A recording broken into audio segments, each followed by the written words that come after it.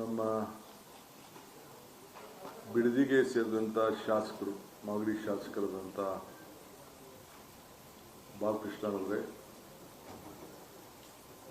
ನನ್ನ ನೂತನವಾಗಿ ರಾಜಕೀಯ ಸಲಹೆಗಾರರಂಥ ಮತ್ತು ಸಂಸತ್ ಸದಸ್ಯರಾದಂಥ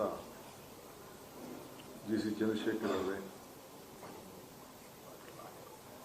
ಮಾನ್ಯವರಿದ್ದಾರೆ, ಗೌಡರಿದ್ದಾರೆ, ರಾಜೇಗೌಡರು,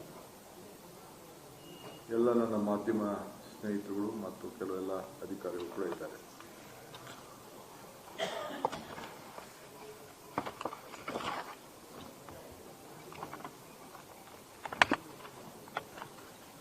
ತಾವೆಲ್ಲ ಬಹಳ ದಿನದಿಂದ ನನ್ನ ಹತ್ರ ಬೇಕಾದಷ್ಟು ಸಂದರ್ಭದಲ್ಲಿ ಮೈಕ್ ಇಡ್ತಿದ್ರಿ, ಪ್ರಶ್ನೆಗಳನ್ನ ಕೇಳ್ತಾ ಇದ್ರಿ.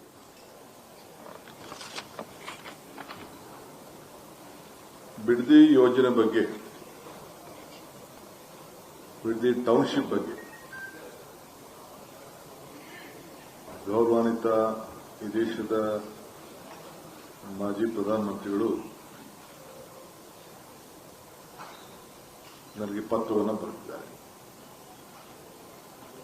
ಅವರಿಗೆ ಉತ್ತರವನ್ನು ಕೂಡ ನಾನು ಕೊಡ್ತಾ ಇದ್ದೇನೆ.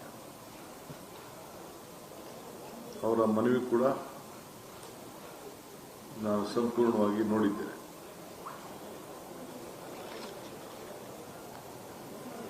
ಏನು ಮಾಜಿ ಮುಖ್ಯಮಂತ್ರಿ ಅಂತ ಅವರ ಸುಪುತ್ರರ ಪ್ರೆಸ್ ಕಾನ್ಫರೆನ್ಸ್ ಕೂಡ ಕೆಲವು ಪ್ರೆಸ್ ಕಾನ್ಫರೆನ್ಸ್ಗಳನ್ನ ಮಾಧ್ಯಮದಲ್ಲಿ ಗಮನಿಸಿದ್ದೇನೆ. ನಿನ್ನೆ ಬಿಡದಿಯಲ್ಲಿ ನಡೆದಂತ ಘಟನೆ ನನ್ನ ಮನಸ್ಸಿಗೆ ಬಹಳ ನೋವಾಗಿದೆ. ರಾಜಕೀಯವಾಗಿ ಪ್ರೇರಿತವಾಗಿ ನಡೀತಾ ಇರುವಂತಹ ಒಂದು ಕುಮ್ಮಕ್ಕಿನಿಂದ ನಮ್ಮ ಅಧಿಕಾರಿಗಳಿಗೆ ಬೇಕಾದಷ್ಟು ತಂದೆಯಾದಂತಹ ಪಾಪ ರೈತರನ್ನ ತಪ್ಪುದಾರಿಗಿಡಿಯುವಂತಹ ಒಂದು ವ್ಯವಸ್ಥೆ, ದೊಡ್ಡ ಸಂಚು ನಡೀತಾ ಇದೆ.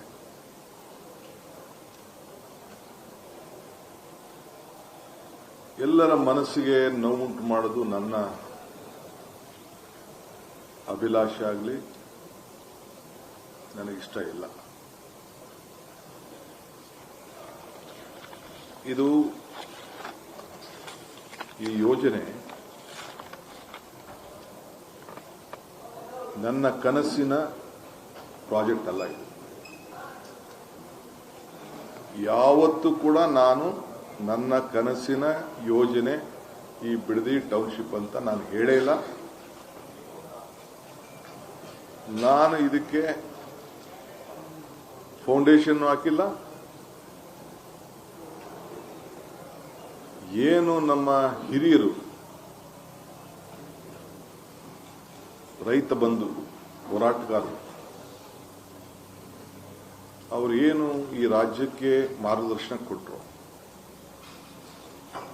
ಆ ಮಾರ್ಗದರ್ಶನದಲ್ಲಿ ಮುನ್ನುಡಿ ಬರೆಯುವಂತ ಕೆಲಸ ಮಾತ್ರ ನಾನು ಮಾಡ್ತಾ ಇದ್ದೇನೆ. ಅನೇಕ ಮುಖ್ಯಮಂತ್ರಿಗಳು,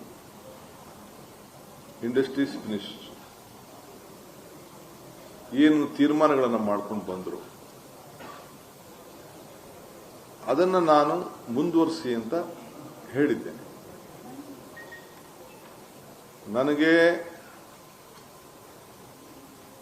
ನಾನೊಬ್ಬ ರೈತನ ಮಗ, ನಾನು ಕಪಟ ವ್ಯವಸಾಯ ಮಾಡದೇ ಇದ್ರು ಕೂಡ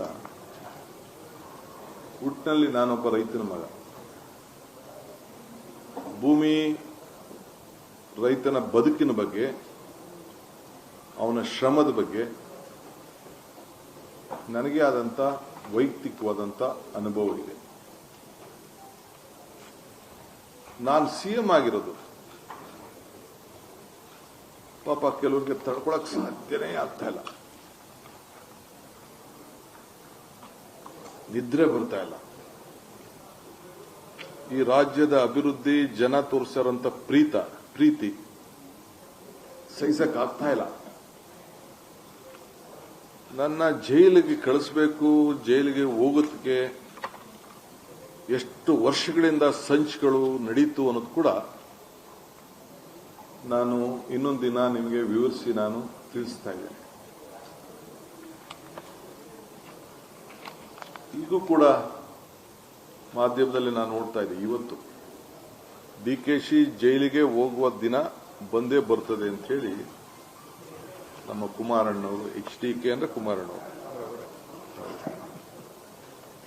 ಅವರು ಹೇಳಿದ್ದಾರೆ. ನಾನು ಸ್ವಾಗತ ಮಾಡ್ತೇನೆ. ನಿಮ್ಮ ಆಸೆಗೆ ಒಳ್ಳೆಯದಾಗಲಿ, ನಿಮ್ಮ ಹೋರಾಟ ಮುಂದುವರಿ. ಜೈಲೇ ನನಗೇನು ವಸ್ತೇನಲ್ಲ. ತಾವು ಕೂಡ ಬಂದು ನನ್ನ ಜೈಲಲ್ಲಿ ಬಹಳ ಗೌರವದಿಂದ ನೋಡಿದ್ದೀವಿ. ತಾವೇನೇನು ಪ್ರಯತ್ನ ಮಾಡಿದ್ರಿ ಅನ್ನೋದು ಕೂಡ ನನಗೆ ಅರಿವಿದೆ. ಚನ್ನಪಟ್ಟಣದಲ್ಲಿ ಏನು ಮಾತಾಡಿದ್ರಿ ಅನ್ನೋದು ಕೂಡ ನನಗೆ ಅರಿವಿದೆ. ತಾವು ವಿಶ್ವಾಸ, ಅಭಿಮಾನ ಏನು ವ್ಯಕ್ತಪಡಿಸ್ತಾ ಇದ್ದೀರಲ್ಲ, ಇದಕ್ಕೆ ನನ್ನ ನಮನಗಳನ್ನು ಅರ್ಪಿಸಲಿಕ್ಕೆ ನಾನು ಬಯಸ್ತಾ ಇದ್ದೇನೆ. ನನ್ನ ಅಜ್ಜನನ್ನು ಕರೆದಿರಿ ನೀವು, ಪಾಪ ಆಶೀರ್ವಾದ ಮಾಡುವಂತ ದೈವ ಸ್ವರೂಪಿ ಕೂಡ, ಅವರು ಕೂಡ ಮಧ್ಯದಾರಿಯಲ್ಲಿ ತಾವು ಹೇಳಿದ್ರಿ. ನಾನು ಅದನ್ನ ಚರ್ಚೆ ಮಾಡಕ್ಕೆ ಹೋಗುದಿಲ್ಲ. ಅನೇಕ ವಿಟ್ನೆನಲ್ಲಿ ಗಲಾಟೆ ಸಂದರ್ಭದಲ್ಲಿ ಏನಾಯ್ತು ಅನ್ನೋದು ಕೂಡ ನನಗೆ ಅರಿವಿದೆ. ರೈತರ ಮುಂದೆ ನಾನು ಏನೇನು ಮಾತಾಡಿದ್ದೀನಿ, ರೈತರ ಹತ್ರ ಏನೇನು ಮಾತಾಡಿದ್ದೀನಿ ಅಂತ ನಾನು ಅದನ್ನೆಲ್ಲ ವಿವರಣೆ ನಾನು ಹೇಳಕ್ಕೆ ಹೋಗುದಿಲ್ಲ. ಈಗ ತಮಗೆ ನಾನು ಹೇಳೋದಿಷ್ಟೇ. ನಾನೀಗಾಗಲೇ ಹೇಳಿದ್ದೇನೆ, ಇದು ನನ್ನ ಕನಸಿನ ಯೋಜನೆ ಅಲ್ಲ, ನನ್ನ ಯೋಜನೆ ಅಲ್ಲ. ಇದು ನನ್ನ ಯೋಜನೆ ಅವಶ್ಯಕತೆನೂ ಇಲ್ಲ, ನಂದು ಅನ್ಸ್ಕೊಳ್ಳೋಕೆ ಅವಶ್ಯಕತೆನೂ ಇಲ್ಲ. ನಾನಿದಕ್ಕೆ ಪಿತಾಮಹ ಆಗ್ಲಿಕ್ಕೂ ಇಷ್ಟ ಇಲ್ಲ. ಬೆಂಗಳೂರು ಸುತ್ತಮುತ್ತಲು ಸಾವಿರಾರು ಎಕರೆ ಇವತ್ತು ಅಕ್ವಿಷನ್ ಆಗಿದೆ, ಹಾಸನದಲ್ಲಾಗಿದೆ, ಇವತ್ತು ಕೃಷ್ಣಾ ಯೋಜನೆ ಆಲ್ಮಟ್ಟಿಲಾಗಿದೆ, ನಮ್ಮ ಆರೋಬಲೆಲಾಗಿದೆ. ಆ ಎಲ್ಲ ಕಡೆ ಯೋಜನೆಗಳನ್ನ ಅಕ್ವಿಷನ್ನು, ಲ್ಯಾಂಡ್ ಅಕ್ವಿಷನ್ನು ಎಲ್ಲ ಕೂಡ ಆಗಿದೆ. ಏರ್ಪೋರ್ಟ್ ನಾನೇ ಮಂತ್ರಿ ಆಗಿದ್ದಾಗ ಏರ್ಪೋರ್ಟ್ಗೆ ಲ್ಯಾಂಡ್ ಅಕ್ವಿಷನ್ ನಾನೇ ಡಿಸ್ಟ್ರಿಕ್ಟ್ ಮಿನಿಸ್ಟರ್. ಬರೀ 6 ಲಕ್ಷ ರೂಪಾಯಿಗೆ ಅವತ್ತು ರೈತರನ್ನ ಕರೆಸಿ ಮಾತಾಡಿ ತೀರ್ಮಾನ ಮಾಡಿದೆ. ಮುನ್ನರಸಿಂಹ MLA ಅವರು, ಬಚ್ಚೇಗೌಡರು, ನಮ್ಮ ಮಿಲ್ಕ್ ಅಧ್ಯಕ್ಷರಿದ್ರು, ರಾಮಯ್ಯ ಅಂತ ಇದ್ರು, ಎಲ್ಲ ಕೂತ್ಕೊಂಡು ನಾವು ಮಾತಾಡಿ ಒಂದು ತೀರ್ಮಾನ ಮಾಡಿದ್ರು. 4,000 ಎಕರೆಯಲ್ಲಿ 2,000 ಎಕರೆ ಸರ್ಕಾರದ್ದು, 2,500 ಎಕರೆ ರೈತರು. ಇವತ್ತು ಏನಾಗಿದೆ, ಸುತ್ತಮುತ್ತಲು ಏನಾಗಿದೆ ಅಂತ ನಾನೀಗ ನಿಮಗೆ ಆಲೋಚನೆ ಮಾಡ್ತಿಲ್ಲ. ಕೃಷ್ಣಾ ಸಾಹೇಬ್ರ ಕಾಲದಲ್ಲಿ ITBT ಯೋಜನೆ, ವೀರಪ್ಪ ಮೊಯ್ಲಿಯವರ ಕಾಲದಲ್ಲಿ ಕೆಲವು ಯೋಜನೆಗಳು, ಎಲೆಕ್ಟ್ರಾನಿಕ್ ಸಿಟಿ, 2 ಲಕ್ಷ, 1.5 ಲಕ್ಷ, 1 ಲಕ್ಷಕ್ಕೆಲ್ಲ ರೈತರು ಜಮೀನನ್ನು ಕಳ್ಕೊಂಡ್ರು. ಇವತ್ತು ಆ ಜಮೀನುಗಳೆಲ್ಲ ಒಂದು 50 ಕೋಟಿ, 60 ಕೋಟಿ, 70 ಕೋಟಿ ರೂಪಾಯಿ ಬೆಲೆ ಬಾಳಂತದ್ದು ನನ್ನ ಕಿವಿಲಿ ಕೇಳ್ತಾ ಇದ್ದೀನಿ. ಅವರು ಯಾರವರು? ರಿಯಲ್ ಎಸ್ಟೇಟ್ ಏಜೆಂಟ್ಗಳು. ಅವರು ಜಮೀನು ಕಳ್ಕೊಂಡವರು, ರೈತರ ಕಳ್ಕೊಂಡವರು, ಯಾರು ಮಾಡಿದ್ರು, ಯಾವ ಕಾಲದಲ್ಲಿ ಆಯ್ತು, ಅದು ನಾನೇನು ವಿವರಣೆ ಮಾಡಬೇಕಾದಿಲ್ಲ. ಆದರೆ ಇವತ್ತು 23/9/2006 ಮಾನ್ಯ ಗೌರವಾನ್ವಿತ ಮುಖ್ಯಮಂತ್ರಿಗಳ ಅಧ್ಯಕ್ಷತೆಯಲ್ಲಿ, ಆಗ ಯಾರಾಗಿದ್ರು? ಕುಮಾರಸ್ವಾಮಿ. ನೀವು ಜೊತೆಲಿದ್ರ? ಸಮ್ಮಿಶ್ರ ಸರ್ಕಾರ. ನೀವು ಇದ್ರಿ. ಸಮ್ಮಿಶ್ರ ಸರ್ಕಾರ. ಶ್ರೀ ಗೌರವಾನ್ವಿತ ಕುಮಾರಸ್ವಾಮಿ ಅವರಿದ್ರು, ಯಡಿಯೂರಪ್ಪನವರಿದ್ರು. ಅವರ ಜೊತೆಯಲ್ಲಿ ಸರ್ಕಾರ ನಡೀತು. ಅವರ ಅಧ್ಯಕ್ಷತೆಯಲ್ಲಿ ನಡೆದಾಗ 5 ಸಮಗ್ರ ಉಪನಗರಗಳನ್ನ ಅಭಿವೃದ್ಧಿ ಆಗಬೇಕು ಅಂತೇಳಿ, ಅದೇ ಡೇಟ್ ಹೇಳ್ತಾ ಇದ್ದೀನಿ, 23 ಸೇಮ್ ಡೇಟ್. ನಂದಗುಡಿ, ಕಸ್ಬಾ, ರಾಮನಗರ ತಾಲೂಕು, ಬಿಡದಿ, ಸೋಲೂರು, ಸಾತ್ತೂರು, ಈ ಎಲ್ಲ ಕಡೆ ಒಂದು ಯೋಜನೆ ಆಗಬೇಕು ಅಂತೇಳಿ ಅವರು ತೀರ್ಮಾನವನ್ನ ಮಾಡಿದ್ರು. ಟೌನ್ಶಿಪ್ ಮಾಡಲಿಕ್ಕೆ ಅಲ್ಲಿಂದ ಸ್ಟಾರ್ಟ್ ಆಯಿತು. ಅದಾದ ಮೇಲೆ 28/6/6 ಇದನ್ನ BMRD ಇಂದ ಪಬ್ಲಿಕ್ ಪ್ರೈವೇಟ್ ಪಾರ್ಟ್ನರ್ಶಿಪ್ PPP, ಸರ್ಕಾರ ಅಲ್ಲ. PPP ಯಾರು ಮಾಡೋದು? ಬಿಸ್ನೆಸ್ ಮೆನ್ ಮಾಡೋದು, ರಿಯಲ್ ಎಸ್ಟೇಟ್ ಡೆವಲಪರ್ಸ್ ಮಾಡೋದು. ಯಾರು ಮುಖ್ಯಮಂತ್ರಿ? ನನ್ನ ಗೌರವಾನ್ವಿತ ನಮ್ಮ ಅಣ್ಣವರ ಅಂತ HD ಕುಮಾರಸ್ವಾಮಿ ಅವರು ಮುಖ್ಯಮಂತ್ರಿಯಾಗಿ ಅವರು ಈ BMRD ಇಂದ PPP ಮಾದರಿಯಲ್ಲಿ ಸಮಗ್ರ ಉಪನಗರವನ್ನು ಅಭಿವೃದ್ಧಿಪಡಿಸಲು ಅಧಿಕೃತ ಪಾಲುದಾರರನ್ನ ಗುರುತುಪಡಿಸುವ ಜಾಗತಿಕ ಗ್ಲೋಬಲ್ ಟೆಂಡರ್ ಅನ್ನ ಕರೆಯಬೇಕು ಅಂತ ಹೇಳಿ ಅವರು ತೀರ್ಮಾನ ಮಾಡಿದ್ರು. ಶ್ರಮಿಶ್ರ ಸರ್ಕಾರ, ಜನತಾದಳ ಮತ್ತು BJP ಅವರು. ಅದೇನು ನನಗೊತ್ತಿಲ್ಲ, ಅದು ಈಗ ಬಾಲಣ್ಣ ಹೇಳೋದು 2020 ಅಂತ. ಅದಾದ್ಮೇಲೆ 11/6/2007 ಅಡಿಷನಲ್ ಗ್ರಾಮಗಳು ಹೊಸಗೆ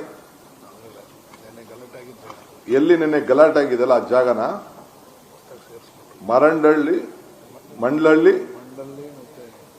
ವಡೇರಳ್ಳಿ ಭಾಗಶಃ ಗ್ರಾಮಗಳನ್ನ ಹೊಸದಾಗಿ ಇವತ್ತು ಆ ಟೌನ್ಶಿಪ್ ಒಳಗಡೆ ಸೇರಿಸಬೇಕು ಅಂತೇಳಿ ಜನತಾದಳ ಮತ್ತು BJP.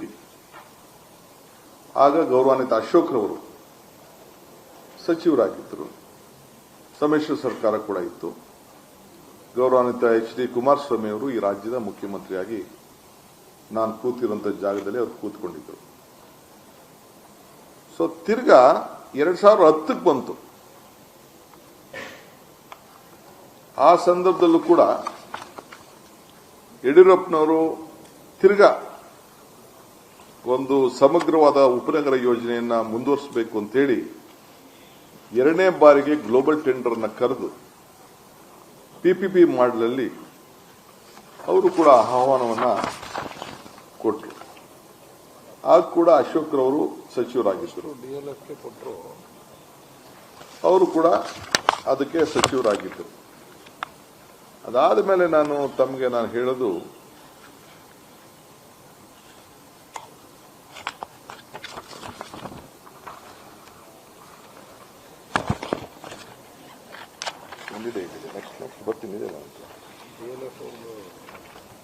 ಅದಾದ್ಮೇಲೆ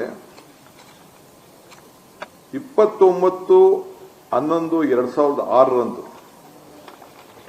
ಗೌರವಾನ್ವಿತ ಮುಖ್ಯಮಂತ್ರಿಗಳಂತ HD ಕುಮಾರಸ್ವಾಮಿ ಅವರು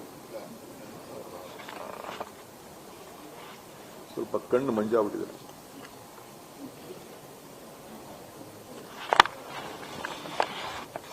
ಈ ಭೂಮಿಯನ್ನ ಇದು ಗಮನದಲ್ಲಿಟ್ಕೊಳ್ಬೇಕು. ಈ ಎಲ್ಲ ಭೂಮಿಯನ್ನ, ಖಾಸಗಿ ಜಮೀನನ್ನ 29/11/2001 ಸರ್ಕಾರದ ಆದೇಶ, ಇದು ನಾನು ಓದ್ತಾ ಇರೋದು ಕರ್ನಾಟಕ ರಾಜ್ಯ ಪತ್ರ, ಅಧಿಕೃತವಾಗಿ ಪ್ರಕಟಿಸಿದಂತ ವಿಶೇಷ ಪತ್ರ. ಈ ಯೋಜನೆಯಲ್ಲಿ ಘೋಷಿಸಲ್ಪಟ್ಟ ಮೇಲ್ಕಂಡ ಗ್ರಾಮದಲ್ಲಿ ಯಾವುದೇ ಪ್ರಾಧಿಕಾರವಾಗಲಿ ಅಥವಾ ಯಾವುದೇ ವ್ಯಕ್ತಿಯಾಗಲಿ ಬೆಂಗಳೂರು ಮಹಾನಗರ ಪ್ರದೇಶ ಅಭಿವೃದ್ಧಿ ಪ್ರಾಧಿಕಾರ ವತಿಯಿಂದ ಪುನರ್ವಸತಿ ಪೂರ್ವಾನುಮತಿ ಪಡೆಯದೆ ಯಾವುದೇ ರೀತಿಯಲ್ಲಿ ಅಭಿವೃದ್ಧಿಗೆ ಅನುಮತಿ ಕೊಡತಕ್ಕದ್ದಲ್ಲ ಅಂತ ಹೇಳಿ ಇದನ್ನ ರೆಡ್ ಝೋನ್ ಆಗಿ ಇದನ್ನ ಇತ್ತು. ಅವತ್ತು ಮಾನ್ಯ ಶ್ರೀ ಕುಮಾರಸ್ವಾಮಿ ಅವರು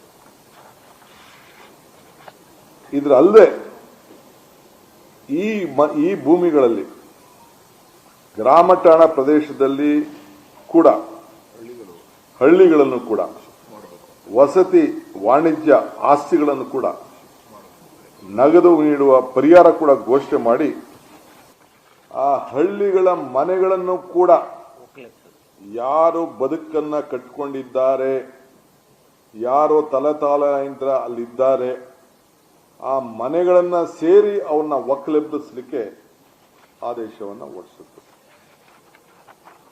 ಅವ್ರಿಗೇನೇನು ದುಡ್ಡು ಕೊಡಬೇಕು ಅಂತ ತೀರ್ಮಾನ ಕೂಡ ಮಾಡಿದ್ರು.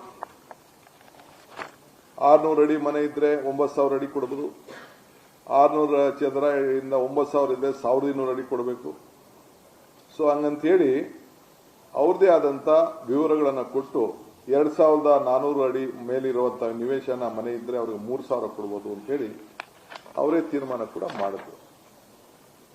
ಅದಲ್ಲದೆ ಪ್ರೈವೇಟ್ ಡೆವಲಪರ್ DLFಗೆ ಪತ್ರ ಕೂಡ ಬರ್ಸಿದ್ರು. ಅವರು ಏನು ನೀವು ಜಾಗ ಇದೆ, ನೀವು ಬನ್ನಿ, ರಿಯಲ್ ಎಸ್ಟೇಟ್ ಅಂತ ಹೇಳ್ತಾರಲ್ಲ ನಮ್ಮ ಅಣ್ಣ, ಜಾಗತಿಕ ಟೆಂಡರ್ ಕರೆದು ಆ DLF ಅವ್ರ ಹತ್ರ ದುಡ್ಡು ಕೂಡ ಕಟ್ಸ್ಕೊಂಡ್ರು. ಪಾಪ 400 ಕೋಟಿ ರೂಪಾಯಿ. ಯಾರು 16/11/2007 ಟಿವಿಲೇ ಹೇಳಿದ್ದಾರೆ. ಪಾಪ ಡೆಲ್ಲಿಯಿಂದ ಆರೋಗ್ಯ ಕೆಟ್ಟ ಕೂಡ ಪಾಪ ಟಿವಿಯಿಂದಾನೇ ಹೇಳಿದ್ದಾರೆ. ನಾಳೆ 8000 ಕೂಡ ಕೇಳಿದ್ದೀನಿ ಆ ರೈತರಿಗೆ ಅಂತ ಹೇಳಿದ್ದೆ. ಡೆವಲಪ್ಡ್ ಏರಿಯಾದಲ್ಲಿ 8000 ಅಡಿ ಕೂಡ ಕೇಳಿದ್ದೀನಿ ಅಂತ ಅಂದ್ಬಿಟ್ಟು ಪಾಪ ಟಿವಿಲೂ ನಾನು ಅದನ್ನ ಗಮನಿಸಿದ್ದೆ. ನಾನು ಆಗ ರೈತನಿಗೆ 22 ಲಕ್ಷ ರೂಪಾಯಿಯಿಂದ ಕೃಷಿಗೆ ಭಾಗ ಆಯಿತು 25 ಲಕ್ಷ ರೂಪಾಯಿವರೆಗೂ ಕೂಡ ಕೊಡಬೇಕು ಅಂತೇಳಿ ಅವರು ಜಮೀನಿಗೆ ಫಿಕ್ಸ್ ಮಾಡಿದ್ರು. ಇದು ಸರ್ಕಾರದ ಆದೇಶ ಕೂಡ ಇಲ್ಲಿದೆ. ಅವ್ರಿಗೆ 8000 ಅಡಿ ಕೊಡಬೇಕು ನೀವು ಪರಿಹಾರ ಕೂಡ ಅಂತ ಹೇಳಿ ಅವ್ರಿಗೆ ತಿಳಿಸಿದ್ದಾರೆ. ಇದಕ್ಕೆಲ್ಲ ಸರ್ಕಾರದ ಅಧೀನ ಕಾರ್ಯದರ್ಶಿಗಳು ಸೇರಿ ಯಾರ ಸರ್ಕಾರದ ಏನು ಮುಖ್ಯಮಂತ್ರಿಗಳು ಏನು ಅವರ ಆದೇಶ ಮೇರೆಗೆ ಆದೇಶ ಕೂಡ ಅವರು ಮಾಡ್ಕೊಂಡು ಬಂದಿದ್ದಾರೆ. DLFಗೆ ಒಂದು ಲೆಟರ್ ಕೂಡ ಬರೆದು ನೀವು ನಮಗೆ ಸೆಕ್ಯೂರಿಟಿ ಡಿಪಾಸಿಟ್ ಕಟ್ಟಬೇಕು, ಒಟ್ಟು ಸುಮಾರು 100 ಕೋಟಿ ಒಂದ್ ಕಡೆ 200 ಒಂದ್ ಕಡೆ ಒಟ್ಟು ಸೇರಿ 300 ಕೋಟಿ 15 ದಿನದೊಳಗೆ ಕೊಡಬೇಕು ಅಂತ ಹೇಳಿ 100 ಕೋಟಿ ಫಿಕ್ಸೆಡ್ 300 ಕೋಟಿ ಪೇ 15 ದಿನದಲ್ಲಿ ನೀವು ಕಟ್ಟಬೇಕು ಅಂತ ಹೇಳಿ ಅವ್ರಿಗೆ ಲೆಟರ್ ಆಫ್ ಇಂಡೆಂಟ್ ಮಾಡಿ ನೀವು 15 ದಿನದಲ್ಲಿ ಅಗ್ರಿಮೆಂಟ್ ಮಾಡ್ಕೋಬೇಕು ಅಂತ ಹೇಳಿ ಮಾಡಿದ್ದಾರೆ. ಇದು ನಾನು ಮಾಡದ್ನ ಈ ರಿಯಲ್ ಎಸ್ಟೇಟ್ ದಂಧೆ ಹಣ ಅಪ್ಪಾಜಿ ಯಾರು ಇದನ್ನ ಮಾಡಿದ್ದು? ಯಾರಿಗೆ ಇದನ್ನ ಹೇಳ್ತಾ ಇದ್ದೀರಿ ನೀವು? ಯಾವ ಹೋರಾಟ? ಎಲ್ಲಿ ರೈತರು? ಯಾವ ರೈತರು? ಯಾರು ನಿಮ್ಮ ಬದುಕಿಗೆ ರಾಜಕಾರಣ ಬದುಕಿಗೆ ಯಾರು ನಿಮಗೆ ಶಕ್ತಿಯನ್ನು ಕೊಟ್ಟರು? ಈ ದೇಶವನ್ನ ಗೌರವದಿಂದ ನಿಮ್ಮನ್ನ ಆ ಸ್ಥಾನದಲ್ಲಿ ಕುಣಿಸಿದ್ರು. ಅವರ ಮನೆಗಳನ್ನ ಅವರ ಬದುಕನ್ನ ಅವರ ಆಸ್ತಿಗಳನ್ನ ಕಿತ್ಕೊಳ್ಳಿಕ್ಕೆ ನೀವು ಮಾಡಿದಂತ ಸಂಚು ರೂಪ ಎಷ್ಟು ದಿನ ನೀವು ಮುಚ್ಚಿಡಕ್ಕಾಗ್ತದೆ? ಎಷ್ಟು ಸುಳ್ಳು ಹೇಳಲಿಕ್ಕಾಗ್ತದೆ? ಆ ರೈತರು ನೀವು ಖರೀದಿ ಮಾಡಿದಂತ 1 ಎಕರೆ ಭೂಮಿ ಬಿಡದಿಲಿರ್ಬೋದು, ದೇವಗಿರಿಯಲ್ಲಿರ್ಬೋದು, ಇಲ್ಲ ಸುತ್ತಮುತ್ತಲಿರ್ಬೋದು, 1 ಎಕರೆ ಈ ಕಾನೂನನ್ನ ನಿಮ್ಮ ಕುಟುಂಬದವ್ರ ಜಮೀನು ಎಲ್ಲೂ ಹೋಗ್ಲಿಲ್ವಲ್ಲ? ಈ ಭೂಮಿಯ ಮಕ್ಕಳು ರೈತರ ಮಕ್ಕಳದಲ್ವೇ? ನೀವು ರೈತರಲ್ವೇ? ಇದೇ ಟೌನ್ಶಿಪ್ ಅಲ್ಲಿ ನಿಮ್ಮ ಕುಟುಂಬದವರು 30 ಎಕರೆ ಖರೀದಿ ಮಾಡ್ಕೊಳ್ಳಿಲ್ವೇ? 36 ಎಕರೆ ಏನ್ ಪತ್ರ ಬರೆದ್ರು ಅಕ್ಕ ಅವರು? ನಾನು ಬೇಡ, ಈಗ ನನ್ನ ಅಕ್ಕನ ತರದ್ ಬೇಡ. ಆ ರೈತರ ಜಮೀನು ನೀನು ಯಾರು ಮಾರಲೂಬಾರ್ದು. ನೀನ್ ಕಷ್ಟಕ್ಕೆ ಅವನ ಪಾಪ ಕಷ್ಟಕ್ಕೆ ಮದುವೆ ಮಾಡೋರ್ಗೆ ಮುಂಜಿ ಮಾಡೋರ್ಗೆ ಅವ್ರಿಗೇನಾದ್ರು ಬದುಕನ್ನ ಕಟ್ಕೊಳ್ಳಿಕ್ಕೆ ಏನು ಮಾಡಬಾರ್ದು ಅಂತೇಳಿ ರೆಡ್ ಝೋನ್ ಹಾಕಿ ತೀರ್ಮಾನ ಮಾಡಿದ್ದು ಇಡೀ ರಾಜ್ಯದ ಇತಿಹಾಸದಲ್ಲಿ ಇದೇ ಮೊದಲನೇದು. ಯಾರಿಗೆ? ಯಾರನ್ನ ಮುಖ್ಯಮಂತ್ರಿ ಮಾಡಿದ್ರು, ಯಾರನ್ನ ಪ್ರಧಾನಮಂತ್ರಿ ಮಾಡಿದ್ರು, ಯಾರನ್ನ ಸಬ್ಸಿಡಿ ಮಾಡಿದ್ರು, ಅವರ ಭೂಮಿಗೆ ನೀವು ಮಾಡಿದಂತ ಮುನ್ನುಡಿನ ನಾನು ನಿಮ್ಮ ಮಾರ್ಗದರ್ಶನದಲ್ಲಿ ನಾನು ಕೆಲಸ ಮಾಡ್ತಾ ಇದ್ದೀನಿ. I am your successor, not A political successor. Constitution ಅಲ್ಲಿ ನನಗೆ ಕೊಟ್ಟಂತ, ನಮ್ಮ ಪಕ್ಷ ಕೊಟ್ಟಂತ ಜನ ಆಶೀರ್ವಾದದಲ್ಲಿ ನಾನು ನಿಮ್ಮ ಸಕ್ಸೆಸರ್.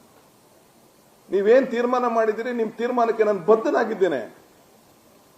ನಿಮ್ಮ ಆದೇಶನ ಪಾಲನೆ ಮಾಡ್ತಾ ಇದ್ದೇನೆ. ನಿಮ್ಮ ಸಿಗ್ನೇಚರ್ಗೆ ನಾನು ಗೌರವ ಕೊಡ್ತಾ ಇದ್ದೇನೆ. ನಾನು ನಿಮ್ಮ ನೋವನ್ನ, ನಿಮ್ಮ ಸಂತೋಷವನ್ನ, ನಿಮ್ಮ ಚಿಂತನೆಯನ್ನ ಇಡೀ ವಿಶ್ವ ದರ್ಜಕ್ಕೆ ಈ ಬೆಂಗಳೂರು ನಗರವನ್ನ, ನಿಮ್ಮ ರಾಮನಗರವನ್ನ, ನಮ್ಮ ಬೆಂಗಳೂರು ದಕ್ಷಿಣ ಜಿಲ್ಲೆಯನ್ನ ಪಾಪ ಹಾಸನದಿಂದ ಬಂದು ಇಲ್ಲಿ ರಾಜಕಾರಣ ಮಾಡಿ ಇಲ್ಲಿ ಒಳ್ಳೇದಾಗಬೇಕು ಅಂತೇಳಿ ಜನ ಆಶೀರ್ವಾದ ಮಾಡಿ ಏನು ನೀವು ಆಲೋಚನೆ ಮಾಡಿದ್ರಿ ಅದನ್ನ ಮುಂದುವರಿಸ್ತಾ ಇದ್ದೇನೆ. ಬಿಡದಿ ಟೌನ್ಶಿಪ್ ಅಲ್ಲ, ಬಿಡದಿ ಇಂಡಸ್ಟ್ರಿಯಲ್ ಟೌನ್. ಅದಕ್ಕಿಂತ ಮುಂಚಿತವಾಗಿ ರಾಮನಗರದಲ್ಲಿ ಏನು ತಮ್ಮಣ್ಣವರೇ ಕೆಡಿಬಿ, ತಮ್ಮ ಬೀಗರೆ ಕೆಡಿಬಿ ಇದ್ರು, ಅವರೇ ಅಧಿಕಾರಿಗಳು. ಅವರು ನೀವು ವಿಭಜಿಸಕ್ಕೆ ಅವ್ರ ಜಮೀನು ನಿಮ್ಮ ಜಮೀನು ಅಕ್ವಿಷನ್ ಆಗಲಿಲ್ಲ, ಕೇತ್ ಕನ್ನಡಿ ಜಮೀನು ಅಕ್ವಿಷನ್ ಆಗಲಿಲ್ಲ. ಅದ್ರ ಪಕ್ಕದಲ್ಲಿ ಒಂದು ಸ್ಪೆಷಲ್ ರೋಡ್ ಮಾಡಿಬಿಟ್ಟು ಒಂದು ಏರಿಯಾ ನೀವು ಮಾಡಿದ್ರಿ. ಶಾನ್ಮಂಗ್ಲದಲ್ಲಿ ಆರೋಹಳ್ಳಿಲಿ ಇಂಡಸ್ಟ್ರಿಯಲ್ ಟೌನು, ಆರೋಹಳ್ಳಿಲಿ ಒಂದ್ ಕಡೆ 253 ಎಕರೆ, ಆರೋಹಳ್ಳಿಲಿ 748 ಎಕರೆ, ಅದ್ರ ಪಕ್ಕದಲ್ಲೇ ಬಿಡದಿಲಿ 198 ಎಕರೆ, ಶಾನ್ಮಂಗ್ಲದಲ್ಲಿ 243 ಎಕರೆ, ಆರೋಹಳ್ಳಿಯಲ್ಲಿ ಇನ್ನೊಂದು ಫೇಸ್ಗೆ 512 ಎಕರೆ.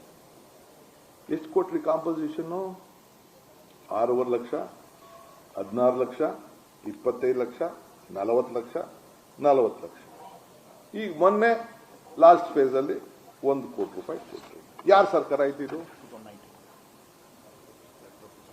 ಕೊನೆಗೆ ಲಾಸ್ಟ್ ಇದು 46 ಲಕ್ಷ ಇಂದ ಶುರುವಾಗಿ ಈಗ ಯಡಿಯೂರಪ್ಪನವರ ಸರ್ಕಾರದಲ್ಲಿ ಆ ಹಣವನ್ನು ಕೊಟ್ಟಿದ್ರು. ನೀವು ತಿರ್ಗಾ ರೀಸೆಂಟ್ ಆಗಿ ಈ ಯಾವುದು ಟೌನ್ಶಿಪ್ ಅಲ್ಲೇ ನಮ್ಮ ಕುಮಾರಣ್ಣ ಮಾತಾಡ್ತಾ ಇದ್ದೀರಿ, ದೇವೇಗೌಡರು ಪತ್ರ ಬರೀತಾ ಇದ್ದೀರಿ. ನನಗೆ ಪಾಪ ಅವ್ರ ಹೆಸರು ನಂಗೆ ತಗೊಳ್ಕೊಳಕ್ ಬಹಳ ನೋವಾಗ್ತದೆ, ದುಃಖ ಆಗ್ತದೆ ಬಹಳ. ನನಗೆ ಪಾಪ ತಗೋಬಾರ್ದು ನಾನು ಅವ್ರ ಹೆಸರು. ಆದ್ರೆ ಏನ್ ಮಾಡ್ತೀರಿ, ಆ ಸ್ಥಾನದಲ್ಲಿ ಅವ್ರು ಕೂತ್ಬಿಟ್ಟಿದ್ರು, ಅವ್ರು ಸೈನ್ ಹಾಕಿದ್ದಾರೆ, ಆ ಸೈನ್ ಗೌರವ ಕೊಡ್ಬೇಕು ನಾನು. ಅದೇ ಟೌನ್ಶಿಪ್ ಅಲ್ಲಿ ಈ 9,000 ಟೌನ್ಶಿಪ್ ನಲ್ಲೇ ನಿಮ್ಮ ಸರ್ಕಾರದ ನೀವು ಏನ್ ಪಾಲ್ದಾರರಾಗಿದ್ದೀರಿ, ಇವತ್ತು ನೀವೇನ್ ಮಂತ್ರಿಗಳಾಗಿದ್ದೀರಿ, ಆಗ ಗೌರವಾನ್ವಿತ ಮುಖ್ಯಮಂತ್ರಿಗಳಂತ ಯಡಿಯೂರಪ್ಪನವರು, ಜಗದೀಶ್ ಶೆಟ್ಟರ್ ಅವರು ಮತ್ತು ಯಾರು ಇದ್ರು ಆ ಸಂದರ್ಭದಲ್ಲಿ 80 ರಿಂದ 1 ಲಕ್ಷ ಕೋಟಿ ರೂಪಾಯಿಗೆ ಈಗ ಎಷ್ಟು ವರ್ಷ ಆದ್ಮೇಲೆ, 15 ವರ್ಷ ಆದ್ಮೇಲೆ 19-20ರಲ್ಲಿ ಆಗ ನೀವು 80 ಲಕ್ಷ ರೂಪಾಯಿ ಕೊಡ್ಸಿದ್ರಲ್ಲ, 80 ಲಕ್ಷ ಇಂದ 1 ಕೋಟಿ ರೂಪಾಯಿ ಕೊಡ್ಸಿದ್ರಲ್ಲ, ನಿಮ್ಮ ಧ್ವನಿ ಏನಾಗಿತ್ತು, ನಿಮ್ಮ ಹೋರಾಟ ಏನಾಗಿತ್ತು, ನಿಮ್ಮ ಕಿಚ್ಚೇನಾಗಿತ್ತು? 1,000 ಎಕರೆ ಈಗ ಕೊಡ್ಸಿದ್ರಲ್ಲ, ಈ ಭೂಮಿಲಿ ಏನಾಗಿತ್ತು ನಿಮ್ಮ ಹೋರಾಟ? ನಿಮ್ಮ ಧರಣಿ ಯಾಕೆ ನಡೀಲಿಲ್ಲ? ಯಾಕೆ ವಿಧಾನಸೌಧದ ಗಾಂಧಿ ಸ್ಟ್ಯಾಚ್ಯೂ ಕಾಣಲಿಲ್ವೇ ಆಗ? ಯಾಕೆ? ಡಿ.ಕೆ. ಶಿವಕುಮಾರ್ ರಾಜ್ಯದ ಮುಖ್ಯಮಂತ್ರಿ ಆದಾಗ ಈ ಛಲ ಬಂತಲ್ಲ, ಆಗ ಈ ಛಲ ಯಾಕೆ ಬರಲಿಲ್ಲ? ಪಾಪ ಅಶೋಕಣ್ಣ ಕಂದಾಯ ಮಂತ್ರಿ, ಇಂಡಸ್ಟ್ರೀಸ್ ಮಿನಿಸ್ಟರ್ ಕೂಡ ಗೊತ್ತಿಲ್ಲ ಅವ್ರ ಹೆಸರು ಇದೆ, ಇಲ್ಲಿ ರೆವಿನ್ಯೂನ. ಓಕೆ, ಇಲ್ಲಿದೆ ಹೆಸರು, ಕಂದಾಯ ರೆವಿನ್ಯೂ ಮಿನಿಸ್ಟರ್, ನಮ್ಮ ಅಪೋಸಿಷನ್ ಲೀಡರ್. ಈಗ ಅವ್ರ ಸುಪುತ್ರ, ಯಡಿಯೂರಪ್ಪ ಸುಪುತ್ರ ಈಗ ಪಕ್ಷದ ಅಧ್ಯಕ್ಷರು, ಅವರು ಕೂಡ ಹೋಗಿದ್ರು. ಯಾಕೆ ಇದು? ಯಾಕೆ ಇಷ್ಟು ದುಡ್ಡು? ಯಾಕೆ ಧ್ವನಿ ಎತ್ತಕ್ಕಾಗ್ಲಿಲ್ಲ? ನಾನು ಇದಾದ್ಮೇಲೆ ನಮ್ಮ ಎಂ ಬಿ ಪಾಟೀಲ್ ಅವ್ರು ಕೇಳಿದೆ, ಏನಪ್ಪ ಏನ್ ಕತೆ ಅಂತ. ಅಲ್ಲಿ ಅವ್ರಿಗೂ ಪತ್ರ ಬರೀತಾರೆ ಕೆಡಿಬಿಗೆ, land should be released to the private developer by the BMRD in installment to ensure that the project objectives are achieved in the manner envisaged ಅಂತ. ಅದಾದ ಮೇಲೆ ಹೇಳ್ತಾರೆ, the open global tendering process selection of private partner selection would be based on technical and financial bids. The private partner shall invest either on stand-alone basis through a consortium. ಇದೇನು real estate ಏಜೆಂಟಾ? ಏನು ಇದೆ ಹೆಸರು? Real ಎಸ್ಟೇಟಾ? ಇದೇನು ಗೌರ್ಮೆಂಟಾ? ಇಲ್ಲ ಕೆಡಿಬಿನಾ? ಇಲ್ಲ family ಫರ್ಮಾ? ಯಾವ್ದಾದ್ರು family ಫರ್ಮಾ ದಂಧೆ ಮಾಡ್ತಾ ಇರೋರು? ಯಾವ ದಂಧೆ ಅಂತ ಕರೆಯೋಣ? ಯಾರು ರಿಯಲ್ ಎಸ್ಟೇಟ್ ಏಜೆಂಟು? ಮುಖ್ಯಮಂತ್ರಿಗಳ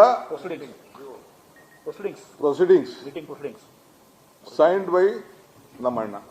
Proceedings of Chief Minister. ಎಲ್ಲ ಕೊಡ್ತೀವಿ ಬಿಡಪ್ಪ. ಡೇಟ್ ಎಲ್ಲ ಏನ್ ಬೇಕು ಡೇಟ್ ಹೇಳಿದೆ.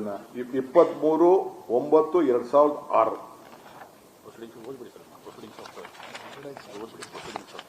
Proceedings of the meeting under the chairmanship of Honorable Chief Minister. But the date, Papa, ತಮಗೆ information ಇದೆ, ತೆಗೆದುಕೊಳ್ಳಿ.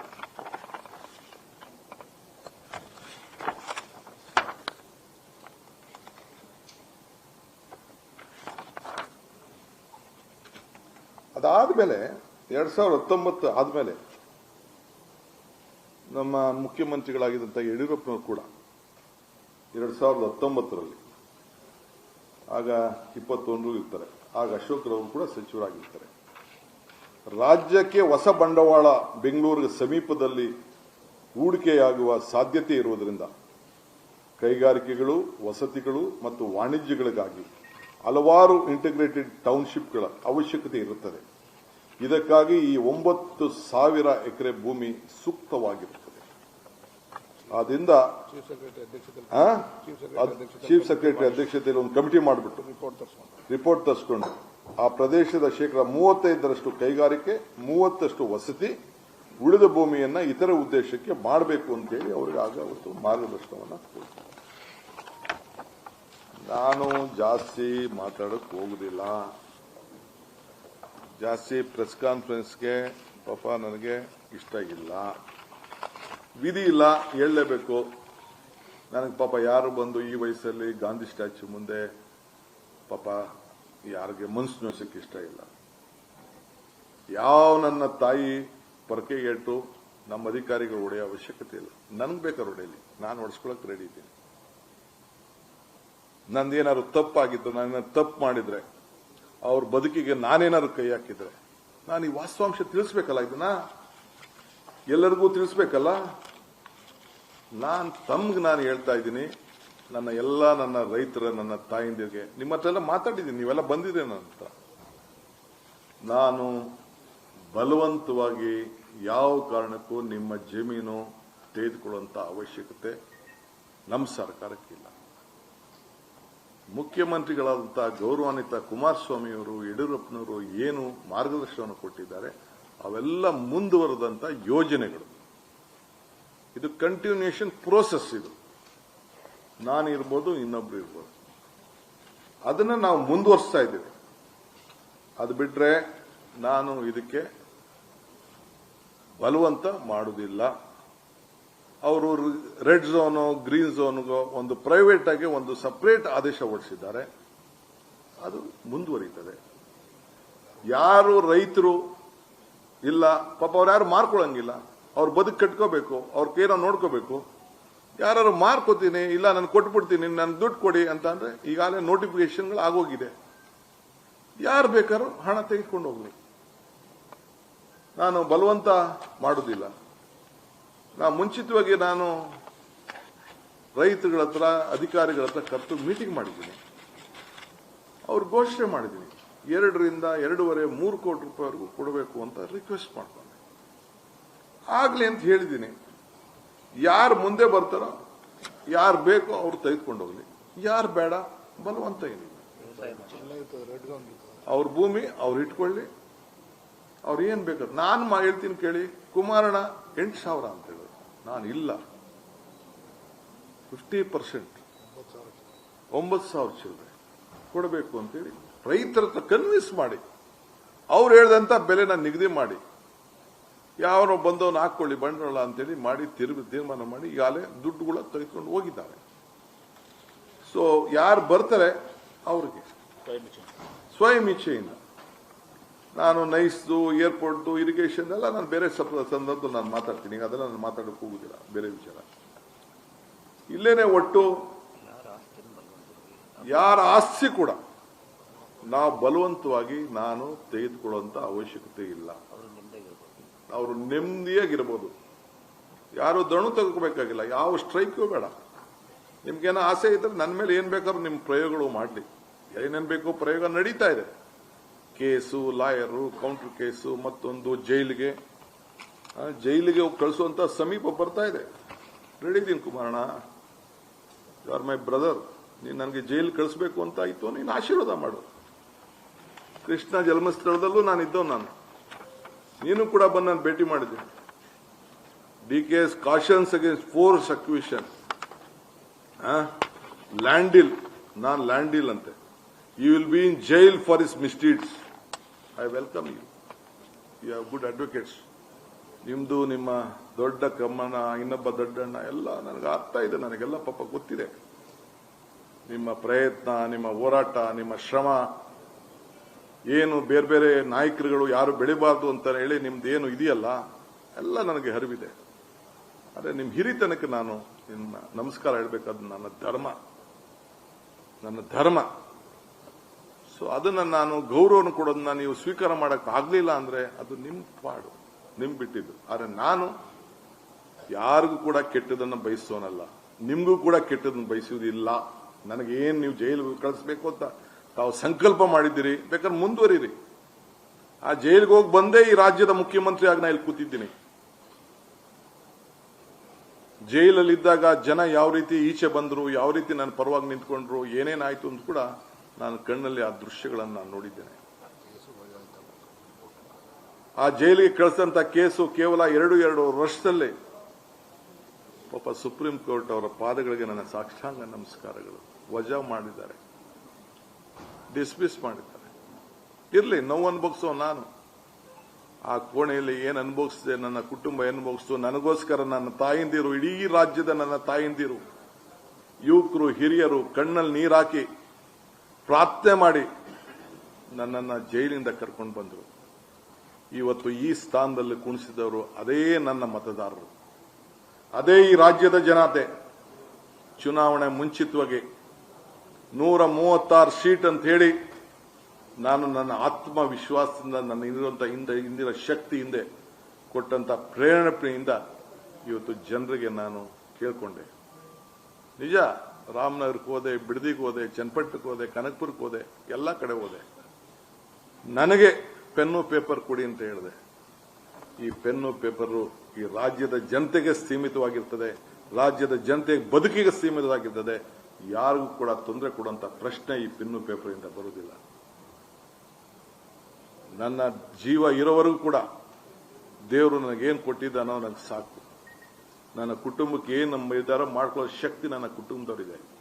ಈ ದೇಹ ಈ ರಾಜ್ಯದ ಜನತೆಗಾಗಿ ಮುಡುಪಾಗಿಡ್ತೇನೆ. ಒಂದು ಉತ್ತಮವಾದಂಥ ಆಡಳಿತವನ್ನು ಕೊಡಬೇಕು.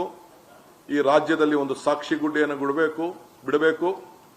ಪ್ರತಿ ಹಂತದಲ್ಲಿ, ಪ್ರತಿ ದಿನ ಕೂಡ ನನ್ನ ಆಡಳಿತದಲ್ಲಿ ರಾಜ್ಯದಲ್ಲಿ ಸುಭಿಕ್ಷ ಆಗಿರಬೇಕು ಅನ್ನೋದು ನನ್ನ ಕರ್ತವ್ಯ ಮತ್ತು ನನ್ನ ಧರ್ಮ. ಆದ್ರಿಂದ ನಿಮ್ಮ ಆಲೋಚನೆ ನನ್ನ ಜೈಲು ಕಳಿಸ್ಬೇಕು ಅಂತ ಎಲ್ಲ ನನ್ನ ತಾಯಿಂದಿರಿಗೆ ಹೇಳ್ತಾ ಇದ್ದೀನಿ. ಬಿಡದಿದೆ ಇರ್ಬೋದು, ರಾಮನಗರ ಇರ್ಬೋದು, ಬೆಂಗಳೂರು ದಕ್ಷಿಣ ಜಿಲ್ಲೆ, ಆ ಜಿಲ್ಲೆ ಬೆಂಗಳೂರು ಜಿಲ್ಲೆ, ಅದು ಬೆಂಗಳೂರು ಜಿಲ್ಲೆ, ಆ ಹೆಸರು ಇವತ್ತು ಟೌನ್ಶಿಪ್, ನಾಳೆ ಏರ್ಪೋರ್ಟ್ ಇರ್ಬೋದು. ಈಗ ಬಿಡದಿ ಯಾಕೆ ಮಾಡಿದ್ರಿ? ಬಿಡದಿ ಟೌನ್ಶಿಪ್ ಏನಕ್ಕೆ ಅವಶ್ಯ ಇತ್ತು ನಿಮಗೆ? ರೈತರ ಬಗ್ಗೆ ಇಷ್ಟು ಪಾಪ ಮಾತಾಡ್ತಾ ಇರೋರು, ಪಾಪ ಅವರೆಲ್ಲ ರೈತರಲ್ವೇ ಅವರು? ಈಗ ಇಂಡಸ್ಟ್ರಿಯಲ್ ಟೌನು ಏನು ಈಗಲ್ಟನ್ ಸುತ್ತಮುತ್ತಲ ಏನು ಬಿಡದಿ ಟೊಯೋಟಾ ಫ್ಯಾಕ್ಟರಿ ಇವೆಲ್ಲ ಸುತ್ತಮುತ್ತಲು ಬಂದಿದೆಯಲ್ಲ, ಆ ಕೇತ್ಕನಹಳ್ಳಿ ನಾವು ಸೇರ್ಸ್ಕೋಬೋದಾಯ್ತಲ್ಲ ಇಂಡಸ್ಟ್ರಿಯಲ್ ಟೌನ್ಶಿಪ್ಗೆ.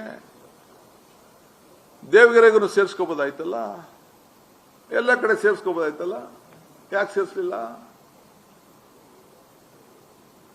ಎಲ್ಲೆಲ್ಲಿ ಏನೇನು ನಡೆದಿದೆ ಅಂತ ನಾನು ಇನ್ನೊಂದು ದಿನ ಬೇರೆ ದಿನ ನಾನು ಮಾತಾಡ್ತೇನೆ. ನನ್ನ ಕೆಣಕಕ್ಕೆ ದಯವಿಟ್ಟು ತಾವು ಹೋಗಬೇಡಿ. ನಿಮ್ಮ ಬದುಕು ನೀವು ಕಟ್ಕೊಳ್ಳಿ, ಒಳ್ಳೇದಾಗ್ಲಿ ನಿಮ್ಗೆ. I wish you all the best. ನಮ್ಮ ಹಿರಿಯರು, ನಮ್ಮ ಹಿರಿಯರು ನನಗೆ ಹೆಸರು ತಗೋಬೇಡ ಅಂತ ವಿಧಿ ಇಲ್ಲ, ಅವಶ್ಯಕತೆ ವಿಧಿ ಇಲ್ಲ ನನಗೆ. ಇದು ನನ್ನ ಕನಸಿನ ಯೋಜನೆ ಅಲ್ಲ, ನಿಮ್ಮ ಯೋಜನೆ. ನಿಮ್ಮ ಯೋಜನೆಗೆ ಮುನ್ನುಡಿ ನೀವು ಬರೆದಿದ್ದೀರಿ, ಹೆಜ್ಜೆ ಹಾಕಿದ್ದೀರಿ. ಯಾರಿಗೂ ಬಲವಂತ ಮಾಡುವಂತ ಪ್ರಶ್ನೆ ಇಲ್ಲಿ ಬರುವುದಿಲ್ಲ. ಯಾರು ಬೇಕಾದ್ರೆ ಸರ್ಕಾರಕ್ಕೆ ಭೂಮಿ ಕೊಡಬಹುದು. ಇದು ಯಾವ ಕಾರಣಕ್ಕೂ ಪ್ರೈವೇಟ್ ಇನ್ವೆಸ್ಟ್ಮೆಂಟ್, ಪ್ರೈವೇಟ್ ಅವರ ಹತ್ರ ನಾವು ದಂಧೆ ಮಾಡೋಂಥ ವಿಷಯ ಇಲ್ಲ. ಇದು ಸರ್ಕಾರದ ಯೋಜನೆ ನಡೀತದೆ. ಸರ್ಕಾರ ಯಾವ ರೂಪಕ್ಕೆ ಆಗ್ಬೇಕು ಆಗ್ತದೆ. ಯಾರು ಕೊಡ್ತಾರೆ ಅವ್ರು ತಗೊಳ್ತೀವಿ. ಬೇರೆಯವರು ನೀವು ನಿಮ್ಮ ಗೌರವದಿಂದ ನಿಮ್ಮ ಆಸ್ತಿ ಪಾಸ್ತಿಯನ್ನ ಮಾಡ್ಕೊಳ್ಳಿ. ನಾನು ಕೂಡ ನನ್ನ ಅವಧಿಯಲ್ಲಿ ಪೆನ್ನು ಪೇಪರ್ ನನಗೆ ಸಿಕ್ಕಿದಾಗ ಆ ಊರಿನಲ್ಲಿ ವಲಸೆಗಳ ತೆಗಿಬಾರ್ದು, ಆ ಊರನ್ನು ಅಭಿವೃದ್ಧಿ ಮಾಡಬೇಕು ಅಂತೇಳಿ ಸುತ್ತಲೂ ಆ ಊರಿಗೆ ಒಂದು ಟೌನ್ಶಿಪ್ ಆಗಿ ಅದನ್ನು ಇಟ್ಕೊಂಡು ಅಭಿವೃದ್ಧಿ ಮಾಡಬೇಕು ಅಂತ ಅದು ಕೂಡ ನಾನು ಯೋಜನೆಯನ್ನು ರೂಪವನ್ನು ನಾನು ಮಾಡಿದ್ದೇನೆ. ಅದರಿಂದ ಇಲ್ಲಿ ಹೇಳ್ತಾ ಇದ್ದೀನಿ, ನಿಮ್ಮ ಆಸ್ತಿಗಳನ್ನು ನೀವು ಇಟ್ಕೊಳ್ಳಿ. ನಾನು ಇದಕ್ಕೆ ಒಂದು ಸಣ್ಣ ಸಮಿತಿಯನ್ನು ರಚನೆ ಮಾಡ್ತೀನಿ. ಒಂದು 2-3 ತಿಂಗಳಲ್ಲಿ ಶಾಸಕರು ಮಾಡಬೇಕು, ಇಲ್ಲ ಅಂತಂದ್ರೆ ಅಧಿಕಾರಿಗಳು ಮಾಡಬೇಕು, ಇಲ್ಲಾಂದ್ರೆ ಜಡ್ಜಸ್ ಯಾರು ಮಾಡಬೇಕು, ಇಲ್ಲ ರಿಟೈರ್ಡ್ ಜಡ್ಜ್ ಮಾಡಬೇಕು ಅನ್ನೋದನ್ನ ನಾನು ನನ್ನ ಸಂಪುಟದ ಸಭೆಯಲ್ಲಿ ನಾನು ಮುಂದಕ್ಕೆ ಚರ್ಚೆ ಮಾಡಿಬಿಟ್ಟು ನಾನು ತೀರ್ಮಾನವನ್ನು ಮಾಡ್ತೇನೆ. 1-2 ತಿಂಗಳು ಅವರು ರಿಪೋರ್ಟ್ ಕೊಡಲಿ, ಆಮೇಲೆ ನಾನು I am not in a hurry. ಇದು ನಂದಲ್ಲ, ಇದು ನನಗೆ ಅವಶ್ಯಕತೆ ಇಲ್ಲ. ಇದು ನೀವು ಏನೇನು ಪ್ರಯತ್ನ ಮಾಡ್ತಾ ಇದ್ದೀರಿ, ಏನೇನು ಸಂಚು ನಡೀತಾ ಇದ್ರೆ ಆಗ್ತಾ ಇಲ್ಲ. ಪಾಪ ನನಗೆ ಸಿಗ್ತಾ ಇಲ್ವಲ್ಲ, ಆಗೋದಲ್ಲ ಡಿಕೆ, ಆಗೋದಲ್ಲ ಅಂತ ಸಿಗ್ತಾ ಇದ್ದೀರಿ. ಗೊತ್ತಿದೆ ನನಗೆ, ನಿಮ್ಮ ಭಾವನೆ ನನಗೆ ಅರ್ಥ ಆಗ್ತದೆ. ದಯವಿಟ್ಟು ಮನಸ್ಸಿಗೆ ನೋಯಿಸ್ಕೋಬಾರ್ದು, ಯಾವ ರೈತರು ನೋಯಿಸಬಾರ್ದು ನಾವು. ಸೊ ರಿಪೋರ್ಟ್ ಬರೋವರೆಗೂ ನಾನು ಕಾಯ್ತೀರಿ, ಮುಂದಕ್ಕೆ ನೋಡೋಣ ಅದೇನು ಹೇಳ್ತಾರೆ, ರೈತರು ಏನ್ ಹೇಳ್ತಾರೆ. ರೈತರಿಗೆ ಬಿಟ್ಬಿಡ್ತೀನಿ. ಇದು ನನಗೂ ರೈತಂಗಿರುವಂತ ಸಂಬಂಧ, ಇದು ನಿಮ್ಗೂ ಇದಕ್ಕೂ ಸಂಬಂಧ ಇಲ್ಲ. ಇದು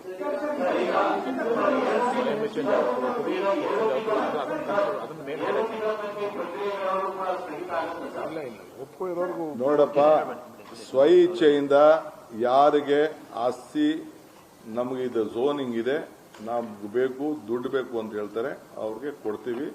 ಯಾರಿಗೆ ಬೇಡ ಅಂತ ಬಿಡ್ತೀವಿ. It is a continuous process. We will not force anyone.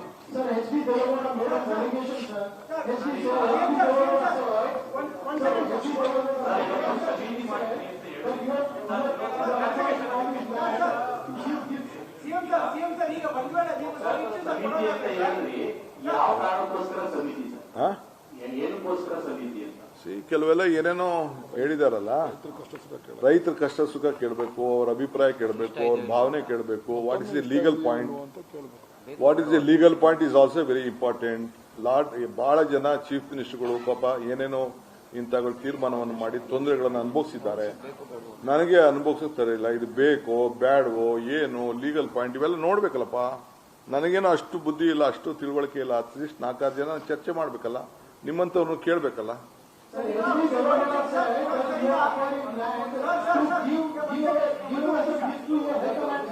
Pardon? Of course. See, it is a love he has given me. He is torturing my image. Why did he do it to the DLF? Why was it? ಈಗ ಒಂದ್ ಕಡೆ ವೈದ್ಯರಿಂದ ಕೊಡೋಲ್ಲ sir, ಯಾರು ಇರ್ಬೇಕು ಅಂದ್ರೆ ಆ red zone lift ಮಾಡ್ತೀರಾ ಸರ್, ಆ ಆಪ್ಷನ್ ಏನು ಹಾಕಿದ್ರು ಅದನ್ನ ಏನ್ ಮಾಡ್ತೀರಿ ಸರ್? ವ್ಯವಸಾಯ ಮಾಡೋರಿಗೆ ರೆಡ್ ಝೋನ್ ಇದ್ರೆ ಏನಿದ್ರೆ ವ್ಯವಸಾಯ ಮಾಡೋರು ರೆಡ್ ಝೋನ್ ಇದೆ, ರೆಡ್ ಝೋನ್ ಲಿಫ್ಟ್ ಮಾಡ್ತೀರಾ? ನಾನು ಯಾವುದು ಮುಟ್ಟಕ್ಕೆ ಹೋಗುದಿಲ್ಲ, ನನಗೆ ಅಧಿಕಾರ ಇಲ್ಲ. ನಾನು ಸ್ಟೇಟಸ್ ಕೋ ಏನು ಅವರು ಆದೇಶ ಮಾಡಿದ್ದಾರೆ ಆ ಆದೇಶದ ಪ್ರಕಾರ ನಾವು ಮುಂದುವರಿಸ್ತೀವಿ.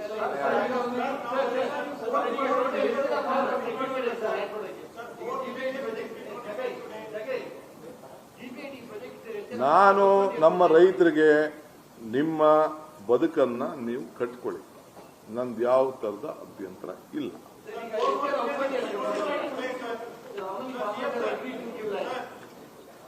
ಅದರಲ್ಲಿ ಯಾರು ಲ್ಯಾಂಡ್ ಕೊಡಲ್ಲ ಅಂದ್ರೆ ನಾವೇನು ತಗೊಳ್ಳಲ್ಲ ಅಂತ ಹೇಳಿ, ಅಂದ್ರೆ ಯಾರು ಕೊಡಲ್ಲ ಅಂದ್ರೆ ನಾವೇನು ಫೋರ್ಸ್ ಮಾಡಲ್ಲ. ನೋ ನೋ ನೋ ನೋ ಯಾರು ಜಮೀನನ್ನ ಕೊಟ್ಟಿದ್ದಾರೆ ಅಲ್ಲಿ ಕೊಟ್ಟಿದ್ದಾರೆ, ಕೊಡ್ತೀನಿ ಅಂತ ಇದ್ದಾರೆ, ಕೊಡೋರು ಇದ್ದಾರೆ, ಅವ್ರು ತಗೊಂಡು ನಮ್ದು ಏನ್ ಬೇಕೋ ಸರ್ಕಾರದ ಯೋಜನೆ ಇದೆ, ಸರ್ಕಾರ ಯೋಜನೆ ಮುಂದುವರಿತದೆ. Why I should stop? They have taken money, we have given money to them, notification ಆಗಿದೆ. ಆದ್ಮೇಲೆ ಅವ್ರು ದುಡ್ಡು ಖುಷಿಯಿಂದ ಬಂದು ತೆಗೆದುಕೊಂಡಿದ್ದಾರೆ. ನಮ್ಗೆ ಒಳ್ಳೆ ಚಾನ್ಸು, ಕುಮಾರಣ್ಣ ಎಲ್ಲ 25 ಲಕ್ಷ ಕೊಡ್ತೀನಿ ಅಂತ ಹೇಳಿದ್ರು, ಡಿಕೆ ಬಂದು 2.25 ಕೋಟಿ ಕೊಟ್ಟವ್ರೆ ಅಂತ ಅಂದ್ಬಿಟ್ಟು ಖುಷಿಯಿಂದ ಅವ್ರು ತೆಗೆದುಕೊಂಡಿದ್ದಾರೆ. ಅದನ್ನು ತಗೊಂಡು ಹೋದವರು, ಅವ್ರು ಮಾಡಿದವರು ಸರ್ಕಾರಿ ಭೂಮಿ ಆಗೋಯ್ತು. ಆಗ ಸರ್ಕಾರ ಏನ್ ತೀರ್ಮಾನ ಮಾಡಬೇಕು ಮಾಡ್ತದೆ. ಕಮಿಟಿ ಬೇರೆ, ಈಗ ಬೇರೆ ಪಾಪ ಅವ್ರದ್ದೇನಾದ್ರು ನೋವು ಕೊಡಿದ್ರೆ ಹೇಳ್ಕೊಳ್ಳಿ, ತಪ್ಪೇನಿಲ್ಲ.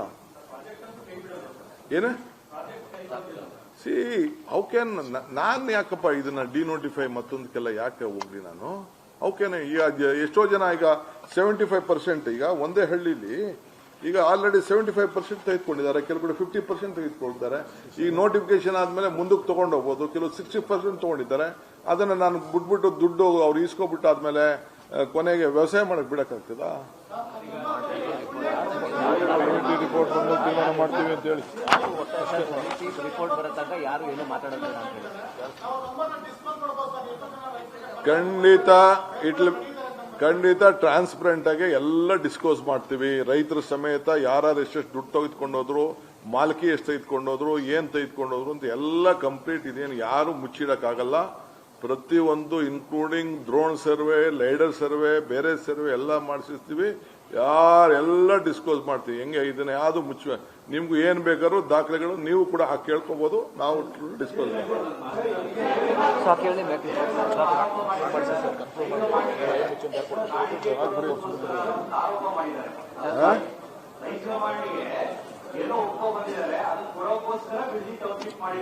ಅವ್ರಿಗೆಲ್ಲ ಉತ್ತರ ನೋಡಿ, ಅವಕ್ಕೆಲ್ಲ ನಾನು ಉತ್ತರ ಕೊಡಕ್ ಹೋಗಕ್ ಇಷ್ಟ ಇಲ್ಲ. ಅವರು ನಿಮ್ ಕೈಲಿ 2006 ಮಾಡಿದ್, ನೀವು ಮಾಡಿದ್ದು ಇದು. ನಮ್ಗೇನು ಅವಶ್ಯಕತೆ ಇಲ್ಲ. ನೀವು ಯಾರು ಕೊಟ್ಟಿದ್ರಿ ಆಗ? ನಿಮ್ ಯಾವ ಹೈಕಮಾಂಡ್ ನೀವು ಕೊಟ್ಟಿದ್ರಿ? ಪಟ್ಟಿ ಬೇಕಾ? ಎಲ್ಲೆಲ್ಲಿತ್ತು ಬಂದಾಗಿಂದ ಹಿಡಿದು ಯಾವ ವರ್ಷದಲ್ಲಿ ಏನೇನಾಯ್ತು, ಎಲ್ಲಿ ಜಮೀನ್ ತಗೊಂಡ್ರು, ಎಷ್ಟಕ್ಕೆ ಏನಾಯ್ತು ಅಂತ ಎಲ್ಲ ಅದೆಲ್ಲ ನನಗೆ ದಯವಿಟ್ಟು ನನ್ನ ಕೆಡಕಕ್ಕೆ ಹೋಗಬೇಡಿ ಅಷ್ಟೇ. ನಾನು ತೆರಿಗೆ